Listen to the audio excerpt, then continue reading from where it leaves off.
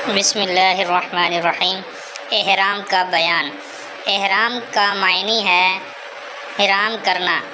حاجی جس وقت حج کی نیت پختہ کر کے تلبیہ پڑھ لیتا ہے تو اس پر چند حلال اور مباح چیزیں حرام ہو جاتی ہیں، اس وجہ سے اس کو احرام کہتے ہیں۔ اور مجازاً ان دو چادروں کو بھی احرام کہتے ہیں جن کو حاجی حالت احرام میں استعمال کرتا ہے۔ احرام کی اقسام۔ احرام نیت یعنی نیت پختہ کر کے تلبیہ پڑھنا 4 طرح کا ہوتا ہے۔ ایک، صرف حج کا احرام، اس کو افراد کہتے ہیں۔ دوسرا، عمرہ کا احرام، جبکہ وہ حج کے مہینوں میں ہو اور اس سال حج بھی کرے، اس کو تمتع کہتے ہیں۔ حج اور عمرہ کا ایک ساتھ احرام، اس کو قران کہتے ہیں۔ امام ابو حنیفہ رحمۃ اللہ علیہ کے نزدیک سب سے افضل قران ہے، اس کے بعد تمتع ہے، اس کے بعد افراد ہے۔ مسئلہ، آفاقی شخص کو اختیار ہے کہ حج کی تینوں قسموں قران، تمتع اور افراد میں سے جس کا چاہے احرام باندھے، لیکن مکہ مکرمہ کے رہنے والوں کو قران اور تمتع کرنا منع ہے۔ احرام کے مسائل۔ مسئلہ، احرام کی نیت کا دل سے ہونا ضروری ہے، زبان سے کہنا صرف مستحسن ہے۔ جس چیز کا احرام باندھنا ہے اس کی دل میں نیت کرنی چاہیے کہ افراد کا احرام باندھتا ہوں، یا قران کا یا تمتع کا۔ اگر دل سے نیت کر لی اور زبان سے کچھ نہیں کہا تو نیت ہو جائے گی۔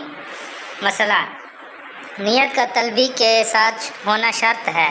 صرف حج کی نیت دل میں کر لینے سے احرام درست نہیں ہوتا، بلکہ تلبیہ یا اس کے قائم مقام کوئی اور ذکر کرنا ضروری ہے۔ اسی طرح نیت کے بغیر محض تلبیہ پڑھ لے تب بھی احرام نہ ہوگا۔ تلبیہ کے مسائل۔ تلبیہ یعنی لبیک کا زبان سے کہنا شرط ہے، اگر دل سے کہہ لیا تو کافی نہ ہوگا۔ گونگے کو زبان ہلانی چاہیے، گو الفاظ نہ کہہ سکے۔ ہر ایسا ذکر جس سے حق تعالیٰ کی تعظیم مقصود ہو تلبیہ کے قائم مقام ہو سکتا ہے، جیسے لا الہ الا اللہ، الحمدللہ، اللہ اکبر وغیرہ۔ خاص تلبیہ کے الفاظ کہنا سنت ہے، شرط نہیں۔ اگر کوئی اور دوسرا ذکر احرام کے وقت کر لے گا تو احرام صحیح ہو جائے گا، لیکن تلبیہ چھوڑنا مکروہ تنزیہی ہے۔ تلبیہ کے الفاظ یہ ہیں: لبیک اللہم لبیک، لا شریک لک لبیک۔ تغیر حالات کے وقت، مثلا صبح و شام، اٹھتے بیٹھتے، باہر جاتے وقت، اندر آتے وقت، لوگوں سے ملاقات کے وقت، رخصت کے وقت، سو کر اٹھتے وقت، سوار ہونے کے وقت، سواری سے اترتے ہوئے، بلندی پر چڑھتے وقت، نشیب میں اترتے ہوئے تلبیہ پڑھنا مستحب موقد ہے، یعنی اور مستحبات کے مقابلے میں اس کی زیادہ تاکید ہے۔ فرض اور نفل نماز کے بعد بھی تلبیہ پڑھنا چاہیے، اور ایام تشریق میں پہلے تکبیر کہنی چاہیے، اس کے بعد تلبیہ۔ اگر پہلے تلبیہ پڑھ لیا تو تکبیر ساقط ہو جائے گی، مگر تلبیہ 10ویں تاریخ کی رمی کے ساتھ ختم ہو جاتا ہے، باقی ایام میں صرف تکبیر کہی جائے۔ تلبیہ میں آواز بلند کرنا مسنون ہے، لیکن اتنی زیادہ نہیں کہ جس سے اپنے آپ کو یا نمازیوں اور سونے والوں کو تکلیف ہو۔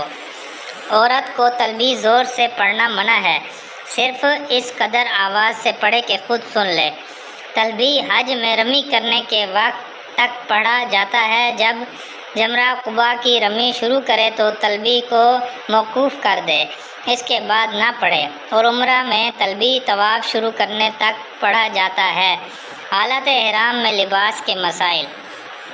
احرام کی چادر اتنی لمبی ہو کہ داہنے کاندھے سے نکال کر بائیں کندھے پر سہولت سے آ جائے، اور تہہ بند اتنا ہو کہ ستر اچھی طرح چھپ جائے۔ احرام میں کرتا، شلوار، بنیان، واسکٹ وغیرہ پہننا منع ہے، یعنی جو کپڑا بدن کی ہیئت پر سلا ہوا ہو اس کا پہننا احرام میں جائز نہیں۔ چادر یا لنگی اگر بیچ میں سے سلی ہوئی ہو تو جائز ہے، مگر افضل یہ ہے کہ احرام کا کپڑا بالکل سلا ہوا نہ ہو، البتہ اگر 2 چھوٹے ٹکڑوں کو جوڑ کر سی لیا ہو اور ایک چادر بنا لی ہو تو اس میں کچھ حرج نہیں ہے۔ مسئلہ احرام کی حالت میں کمبل، لحاف، رضائی وغیرہ اوڑھنا جائز ہے۔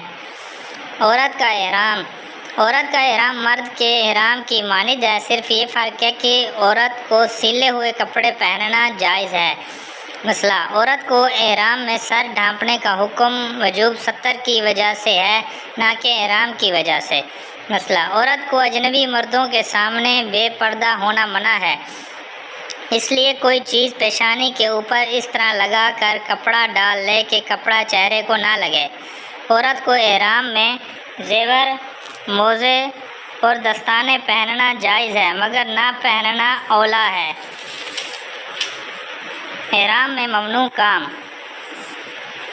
پہلا، جماع یعنی ہم بستری کا ذکر عورتوں کے ساتھ کرنا یا جماع کے اسباب جیسے بوسہ لینا اور شہوت سے چھونا۔ دوسرا، ساتھیوں کے ساتھ یا دوسرے لوگوں کے ساتھ لڑائی جھگڑا کرنا۔ تیسرا، خشکی کے جانوروں کا شکار کرنا یا کسی شکاری کو جانور کی طرف رہنمائی کرنا اور اشارہ کرنا۔ چوتھا، شکاری کی مدد کرنا، مثلاً بندوق، تیر، چھری، چاقو پکڑنا۔ پانچواں، خشکی کے شکار کو بھگانا، اس کا انڈا توڑنا، اس کا دودھ نکالنا وغیرہ۔ چھٹا، اپنے بدن یا اپنے کپڑے پر جوں مارنا یا اپنے کپڑوں کو جوں مارنے کے لیے دھونا یا دھوپ میں ڈالنا۔ ساتواں، خوشبو لگانا، ناخن اور بال کا کاٹنا یا کٹوانا۔ آٹھواں، سر یا منہ کو ڈھانکنا، خواہ پورا یا تھوڑا۔ نواں، سلے ہوئے کپڑے پہننا جیسے کرتا، شلوار، واسکٹ، دستانے، موزے وغیرہ۔ دسواں، ایسا جوتا پہننا جس میں پیر کی پشت پر اٹھی ہوئی بیچ کی ہڈی چھپ جائے۔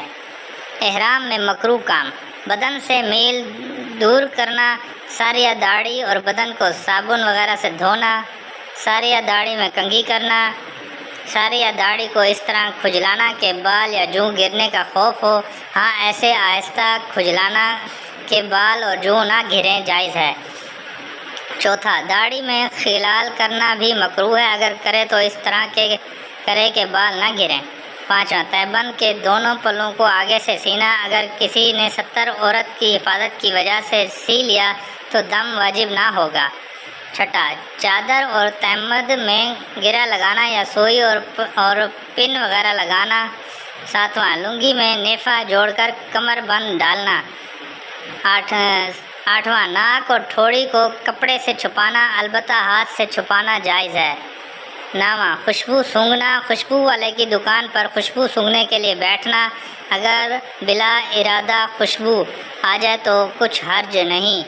وہ کام جن کو احرام کی حالت میں کرنا جائز ہے: پہلا، ضرورت کے لیے یا ٹھنڈک حاصل کرنے اور غبار دور کرنے کے لیے خالص پانی سے ٹھنڈا ہو یا گرم غسل کرنا جائز ہے، لیکن میل دور نہ کرے۔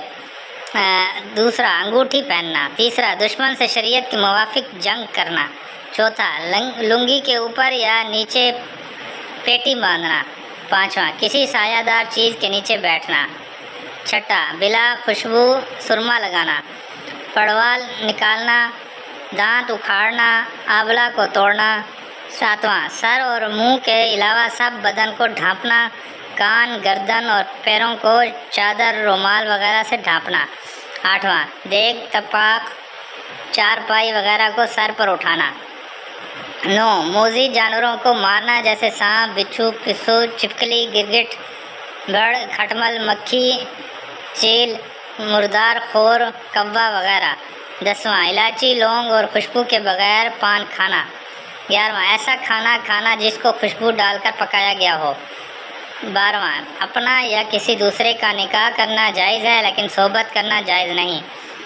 طواف کا بیان: